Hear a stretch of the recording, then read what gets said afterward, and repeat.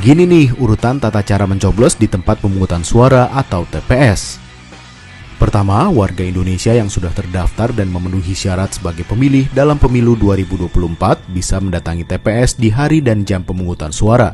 Sebelumnya, pemilih harus memastikan sudah memperoleh formulir C6 yang berisi surat pemberitahuan waktu pemungutan suara serta TPS. Atau pemilih juga bisa membawa dokumen lain yang diperkenankan.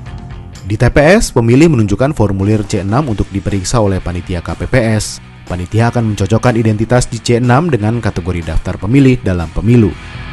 Setelahnya, pemilih mengisi daftar hadir yang terdiri dari nomor urut kedatangan, nomor urut pemilih, daftar pemilih, dan jenis kelamin. Lalu pemilih duduk di tempat yang disediakan hingga namanya dipanggil.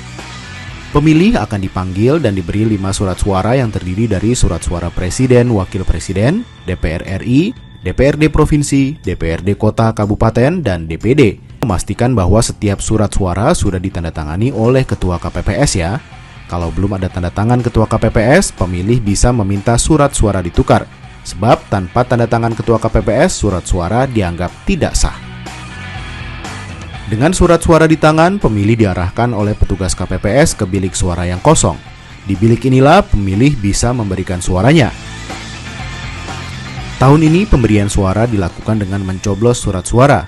Berikut ketentuan mencoblos agar surat suaramu tetap sah. Cobloslah pada nomor urut atau nama atau foto pasangan calon atau tanda gambar partai politik pengusul dalam satu kotak pada surat suara untuk pemilu presiden dan wakil presiden. Coblos pada nomor urut atau tanda gambar partai politik dan atau nama calon anggota DPR, DPRD Provinsi, DPRD Kabupaten Kota untuk pemilu anggota DPR, DPRD Provinsi, dan DPRD Kabupaten Kota. Mencoblos pada nomor atau nama atau foto calon untuk pemilu anggota DPD. Surat suara tetap dinyatakan sah meskipun terdapat lebih dari satu coblosan selama masih ada di satu kolom capres atau cawapres yang sama atau di kolom parpol yang sama untuk pemilihan legislatif. Setelah mencoblos, lipatlah surat suara sesuai petunjuk, kemudian masukkan ke kotak suara. Pastikan surat suara dimasukkan sesuai dengan kotak suara yang tepat.